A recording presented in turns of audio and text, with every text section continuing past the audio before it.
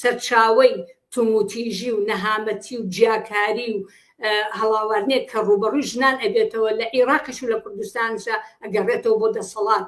بەڵام دەسەڵات هەمیشە ویستێتی چاواشەمە حتا خۆیان نیانێتی سۆ مباشر ئەم ئەرکیان سپاردۆ بە گروپە ئیسلامیەکان، ئەم ئەرکیان سپاردۆ بە گروپی جۆراو کە بێن ئەم کارانە بکەن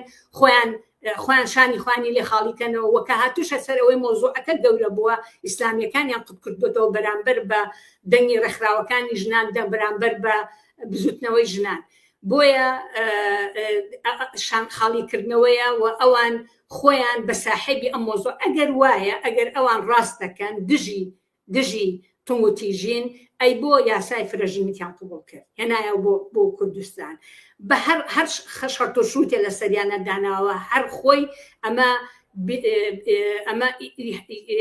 بێحرمەتێکی زۆر زەرگەورەیە بە موقعیت و جێگا و ڕێگەی ژنان لە کوردستان و لە عێراقیشە. بۆ ئەوەتان بۆ چون پاساوتان ناو لەگەڵ لەسەر یاسای جعفەری لەگەڵ حکوومەتی عێراق ڕێکەوتن